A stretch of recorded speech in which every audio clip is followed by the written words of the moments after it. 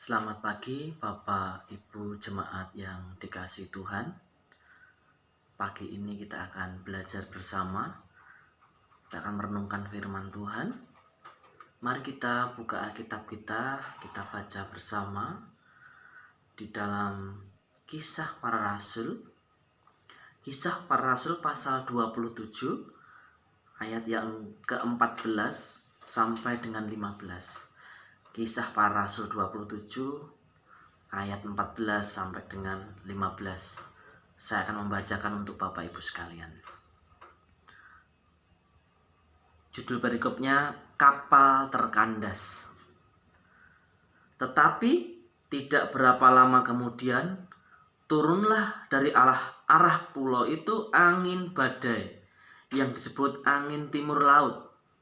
Kapal itu dilandanya dan tidak tahan menghadapi angin haluan.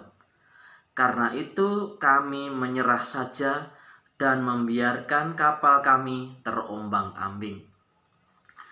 Bapak Ibu Jemaat sekalian,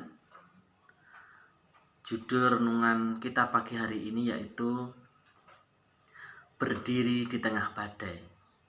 Sekali lagi judul renungan kita pada hari ini adalah Berdiri di Tengah Badai. Kisah ini berawal dari imam-imam besar dan para pembesar-pembesar Yahudi yang menuduhkan tuduhan palsu kepada Rasul Paulus dan menuntut agar Rasul Paulus dihukum mati. Tuduhan-tuduhan palsu yang disampaikan itu tidaklah benar, sehingga Rasul Paulus menyampaikan pembelaannya. Pembelaan disampaikan oleh Rasul Paulus di hadapan Raja Agripa bahwa tuduhan-tuduhan yang disampaikan itu adalah tuduhan-tuduhan palsu yang tidak benar. Bahkan Raja Agripa pun tidak menemukan kesalahan apapun dalam diri Rasul Paulus melalui kesaksian yang disampaikan di hadapannya. Bahkan Raja Agripa hampir-hampir menjadi seorang Kristen karena kesaksian yang disampaikan oleh Rasul Paulus.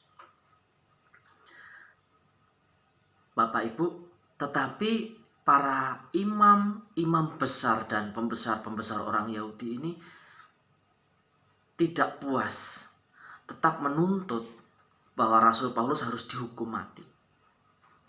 Akhirnya Paulus mengajukan banding ke kaisar yang ada di Romawi. Dari situlah Rasul Paulus mengadakan perjalanan ke Roma dengan sebuah kapal. Akhirnya Paulus mengalami sebuah badai yang baru saja kita baca tadi. Tetapi Paulus akhirnya bisa selamat, bisa sampai di rumah. Bahkan Rasul Paulus menyampaikan kabar sukacita bahwasanya dia sudah bertemu dengan juru selamat Tuhan Yesus itu sendiri di Damsyik yang mengubah hidupnya, yang menyelamatkan dia. Banyak orang yang percaya dan menjadi pengikut Kristus. Banyak orang diselamatkan karena kesaksian Paulus. Kembali lagi, berdiri di tengah badai. Bagaimana sikap Paulus saat menghadapi badai yang besar ini sehingga dia tetap selamat? Mari kita kembali ke pasal 27 ayat 14 dan 15 ini tadi.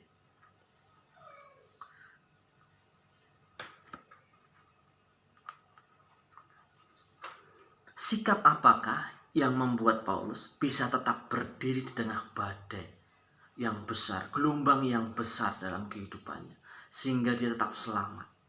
Yang pertama, dari keseluruhan pasal 27 ini, Bapak Ibu nanti bisa membaca sendiri di rumah, pasal 27 sampai selesai.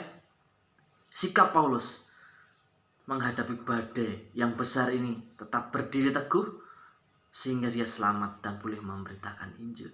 Yang pertama sikapnya adalah bertabah hati. Saya akan bacakan di pasal 27 ayat yang ke-22. Demikian bunyi firman Tuhan. Tetapi sekarang juga dalam kesukaran ini, aku menasihatkan kamu supaya kamu tetap bertabah hati, sebab tidak seorang pun di antara kamu yang akan binasa kecuali kapal ini. Ya, sekali lagi, sebab tidak seorang pun di antara kamu yang akan binasa kecuali kapal ini.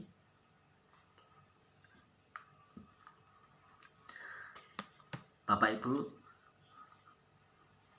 sikap Paulus yang pertama adalah bertabah hati. Tetapi sekarang juga dalam kesukaran ini aku menasihatkan kamu supaya kamu tetap bertabah hati. Poin yang pertama adalah bertabah hati. Bertabah hati menurut Kamus Besar Bahasa Indonesia artinya adalah tetap kuat hati dalam menghadapi bahaya. Tetap kuat dalam menghadapi bahaya. Itu arti bertabah hati menurut Kamus Besar Bahasa Indonesia. Sebesar apa? Sebesar apa bahaya yang dialami oleh Rasul Paulus saat itu? Mari kita lihat ayat sebelumnya di ayat 14, 15, 16, 17, 18, 19, 20. Bapak Ibu bisa baca sendiri nanti. Seberapa bahaya, seberapa besar bahaya yang sedang dihadapi Paulus pada saat itu. Bapak Ibu jemaat sekalian, saat itu Rasul Paulus menghadapi badai angin timur laut yang melanda kapal yang ditumpanginya bersama dengan 276 orang total seluruh yang ada di kapal itu. Karena badai timur laut itu membuat kapal menjadi terombang-ambing sehingga kapten kapal memutuskan untuk membuang muatan kapal ke laut. Kapten kapal memutuskan membuang alat-alat kapal ke laut. Tidak hanya itu Bapak Ibu, badai itu menerjang kapal selama 14 hari. Matahari, bulan, dan bintang tidak kelihatan karena badai yang sedang menerpa kapal tersebut. Akhirnya putuslah segala harapan untuk dapat menyelamatkan diri. Itu sedikit gambaran bahaya yang dihadapi oleh Paulus. Badai yang menerpa selama 14 hari kapal yang ditumpangi oleh Rasul Paulus beserta dengan tahanan-tahanan lainnya. Lalu apa yang dilakukan Paulus? Sikap apa yang dilakukan Paulus ketika menghadapi badai yang besar itu?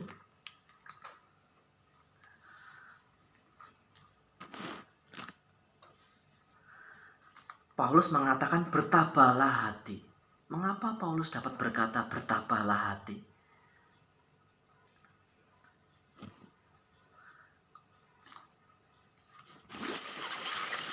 Paulus berkata, untuk itu tetaplah kuat dan bertabahlah hati, karena Tuhan menjamin keselamatan hidup atau nyawa kita semua.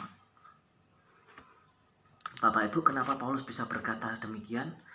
Karena malaikat Tuhan yang diutus oleh Tuhan datang kepada Paulus menyampaikan pesan dari Tuhan bahwa Tuhan menjamin keselamatan nyawa semua penumpang yang di kapal tersebut.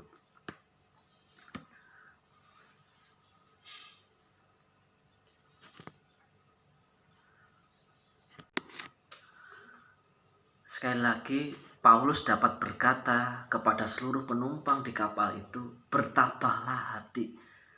Itu dikarenakan Tuhan sendiri yang sudah menjamin keselamatan nyawa daripada Paulus dan seisi kapal itu.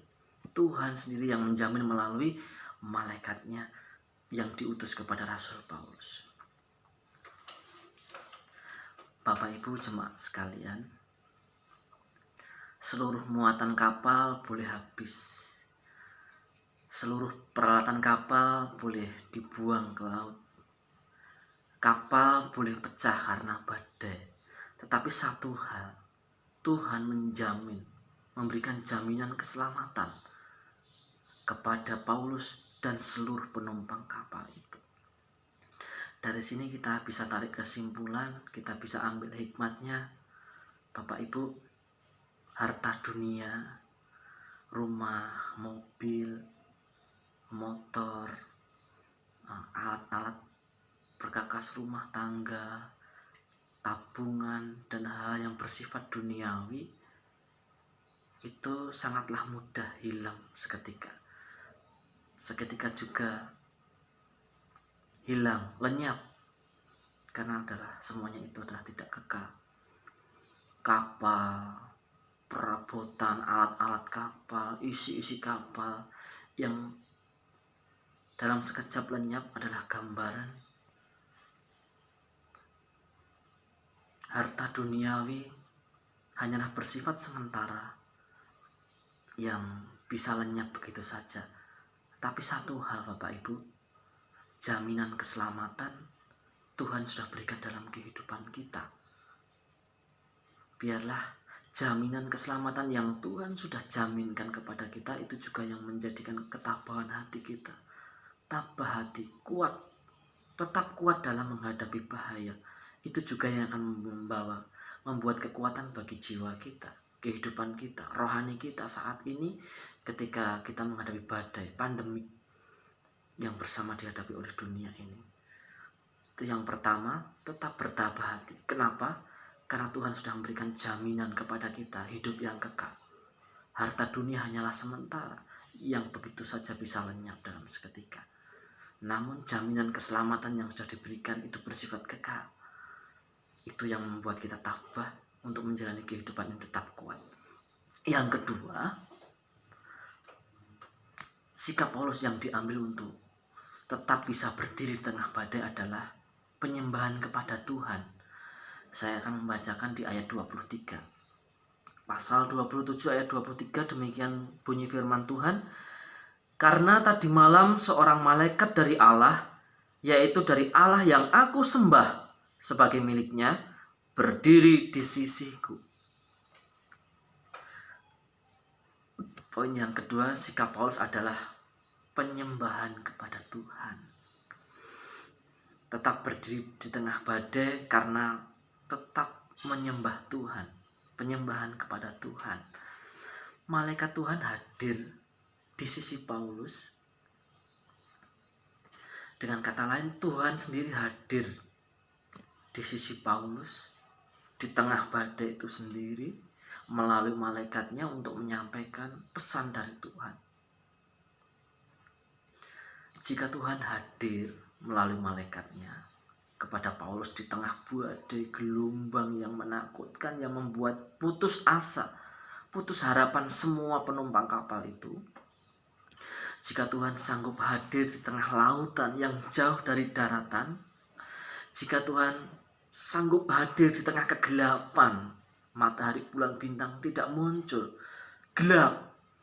Jika Tuhan bisa hadir di situ, hal ini membuktikan bahwa kehadiran Tuhan itu tidak dibatasi jarak, ruang, dan waktu. Sekali lagi bahwa kehadiran Tuhan tidak dibatasi oleh jarak, ruang, dan waktu. Dimanapun, kapanpun, dalam keadaan apapun, jika kita menyembah Tuhan maka Dia hadir di sisi kita. Dia tahu apa yang kita pergumulkan, Dia tahu apa yang kita rasakan. Untuk itu Bapak Ibu, walaupun kita saat ini beribadah di rumah, Tuhan juga hadir di sisi kita. Walaupun saat ini kita sedang mengadakan penyembahan di rumah, Tuhan juga hadir di sisi kita. Tuhan tahu apa yang kita alami saat ini. Tuhan tahu apa yang kita rasakan saat ini. Karena kehadiran Tuhan tidak dibatasi jarak. Tidak harus dibatasi sebuah gereja. Tidak harus dibatasi di daratan. Tidak harus dibatasi jarak. Namun Tuhan Maha hadir. Hadir dimanapun ketika kita menghampirinya. Untuk dapat berdiri di tengah badai, marilah Bapak Ibu tetap senantiasa menyembah Tuhan walaupun di tengah keadaan kita seperti ini. tetap mengadakan penyembahan kepada Tuhan di rumah masing-masing. Tuhan hadir dan Tuhan tahu pergumulan Bapak Ibu semuanya. Itu yang membuat Paulus tetap bisa berdiri di tengah badai. Kemudian yang ketiga, sikap apa yang diambil Paulus sehingga bisa berdiri di tengah badai yang hebat.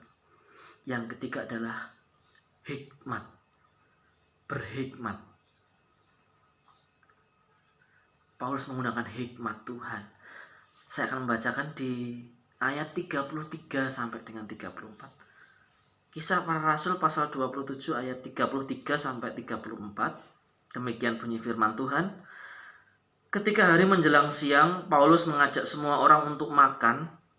Katanya, "Sudah 14 hari lamanya kamu menanti-nanti saja, menahan lapar dan tidak makan apa-apa. Karena itu aku menasihatkan kamu supaya kamu makan dahulu. Hal itu perlu untuk keselamatanmu. Tidak seorang pun di antara kamu akan kehilangan sehelai pun dari rambut kepalamu." Bapak Ibu, Paulus menasihatkan kepada seluruh penumpang di kapal itu untuk supaya kamu makan dahulu. Hal itu perlu untuk keselamatanmu. Nasihat Paulus yang disampaikan kepada seluruh penumpang kapal. Bukankah di ayat sebelumnya tadi kita sudah baca 22, 23. Bukankah Tuhan sudah mengutus malaikatnya untuk menyampaikan pesan kepada Rasul Paulus bahwa tidak ada seorang pun di antara kamu akan binasa. Semuanya akan selamat. Tidak ada yang mati. Tetapi kenapa di ayat 33, 34 ini tadi kita baca Paulus menasihatkan, berbicara kepada seluruh isi penumpang kapal untuk makan, agar makan, biar tetap hidup, perlu untuk keselamatanmu.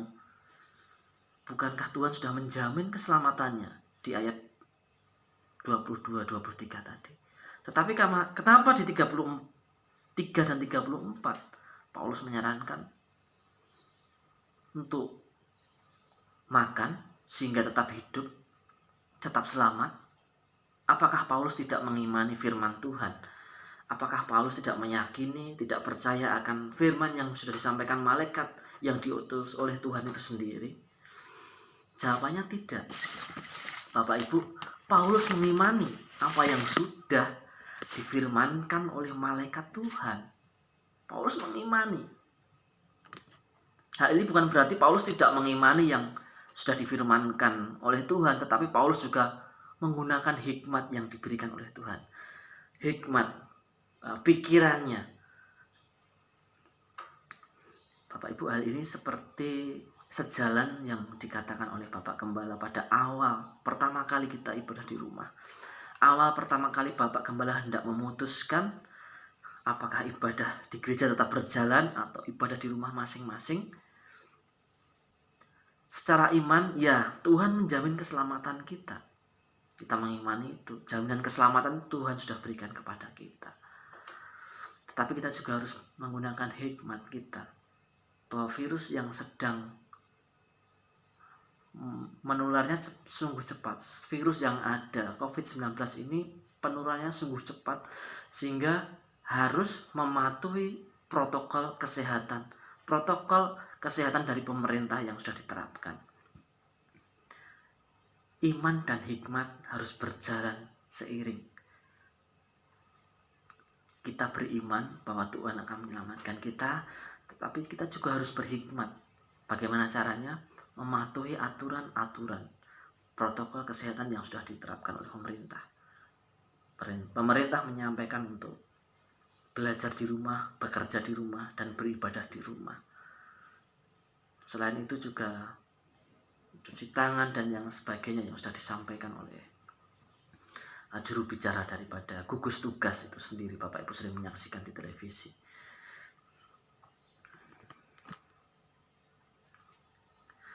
Bapak Ibu, baru aja beredar surat edaran daripada Dirjen Bimas Kristen Republik Indonesia Bapak Thomas Venturi, di mana ada dua belah pihak, dua kubu yang berdebat di media sosial sehingga perlu diturunkan surat edaran untuk menghentikan perdebatan di media sosial berkaitan dengan COVID-19 ini. Ada yang dari kubu mengandalkan iman, ada yang dari kubu mengandalkan pikiran, saling berdebat sehingga membuat viral di media sosial, sehingga Kementerian Agama melalui Dirjen Bimas Kristen Republik Indonesia harus membuat surat edaran untuk menghentikan perdebatan di media sosial. Iman dan hikmat hendaklah sejalan bersama-sama dalam kita mengiring Tuhan. Biarlah hikmat dan iman berjalan bersama dalam menghadapi badai ini sehingga kita bisa selamat. Seperti halnya Paulus akhirnya selamat. Sampai di rumah boleh memberitakan firman, banyak orang percaya kepadanya dan diselamatkan. Biarlah firman Tuhan ini menjadi kekuatan bagi kita melalui sikap Paulus di tengah badai. Melalui sikap kehidupan Paulus saat di tengah badai, kita bisa bersama-sama itu teladani. Yang pertama tadi adalah tetap bertabah hati karena jaminan keselamatan Tuhan sudah berikan dalam kehidupan dunia. Harta dunia adalah bersifat sementara. Kemudian terus melakukan penyembahan kepada Tuhan, karena penyembahan kita Tuhan hadir. Kehadiran Tuhan tidak dibatasi oleh jarak, ruang, dan waktu. Untuk itu senantiasa penyembahan kepada Tuhan. Kemudian biarlah iman dan hikmat kita berjalan seiringan bersama-sama ketika kita menjalani pandemi ini, sehingga kita boleh bersama-sama selamat, sehat, kuat, dan kita boleh dipertemukan kembali di dalam rumah Tuhan. Boleh bersuka cita bersama, bersalaman bersama, saling memeluk bersama. Dan itu juga yang saya rindukan pada jemaat sekalian. Selamat hari Minggu, selamat beribadah. Tuhan Yesus memberkati kita semua. Amin.